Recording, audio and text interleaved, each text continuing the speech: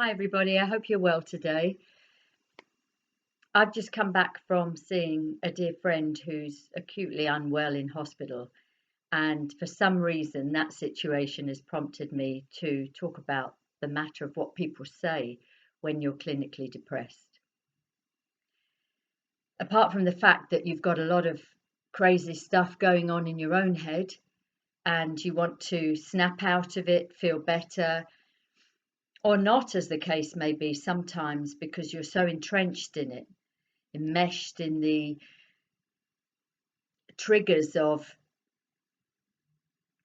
feeling frightened of the fear and panicking about the panic, worrying about the worry, whatever it may be for you. The fact that I remember hearing a great deal, pull yourself together, come on, snap out of it. We all get depressed, we all, feel low. But actually, to be clinically depressed is a very different matter altogether.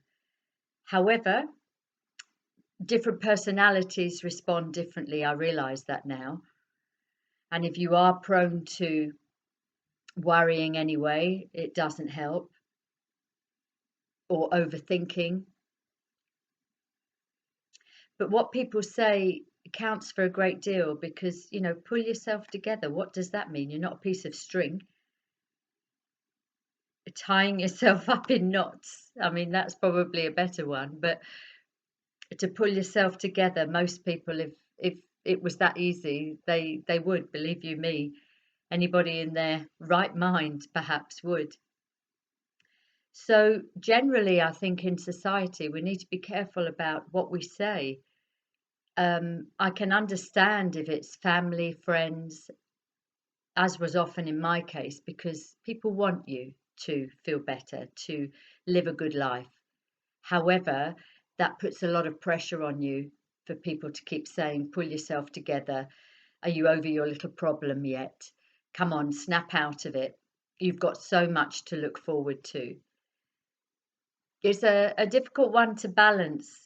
However, sometimes it's more difficult to be around those nearest and dearest because we're triggered. We want to feel better sometimes for their sake. So sometimes while it can feel scary to be on your own, for some people that could be a good medicine for a while because you're left to your own devices. You're not performing for the sake of somebody else.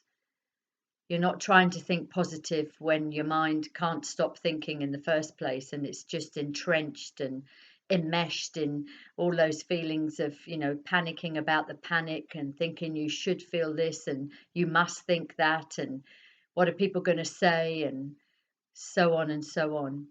So what we say to people really is important, whether it be loved ones, whether it be in organizations, still to this day, when people have mental health issues, they're going through difficult times, even bereavement. I remember somebody I worked with when I worked with young people and families in crisis, and the office next to us, or the side of the office next to us, worked with older young people. And this poor man had lost his sister-in-law instantly when she was only 50. And when he returned to the office, it was like he had the plague or something. People didn't want to speak to him. Or they didn't speak to him, not they didn't want to, they didn't. Mainly perhaps because they didn't know what to say. But you imagine that man came back to work and people were seemingly isolating him, ostracizing him. I took the plunge and went to speak to him because I sensed that. And I actually said, I don't know what to say, but I wanted to come and say, I'm really sorry to hear your news and I hope you're doing okay. So sometimes just to say that to somebody, I don't know what to say. I've not been in that situation, but I hope you're doing better. I hope you're feeling better. Welcome back, even if you don't know the person, put yourself in their shoes. And if you can't, then, you know, Don't get into gossiping about the person or make statements that mean nothing at all and can put pressure on people. Like, pull yourself together and snap out of it. And at your age, you've got so much to look forward to, and you're such a lovely person, and this and that and the other. Because let me tell you, from a recipient's point of view, when you're enmeshed in all of that, it makes no difference at all, and sometimes can actually have the adverse effect.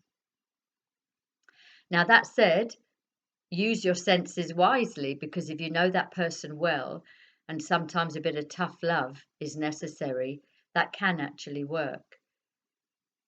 But I guess today's message is just be mindful of what you say to people. And if you don't know them, don't make statements like, pull yourself together. Are you over your little problem?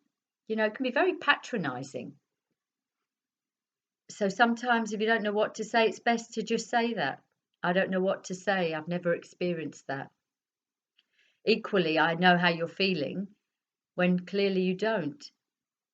And even if you have gone through something similar, no two people feel the same thing. So that in itself can be a bit difficult to hear sometimes. So just think about what you say. It is important.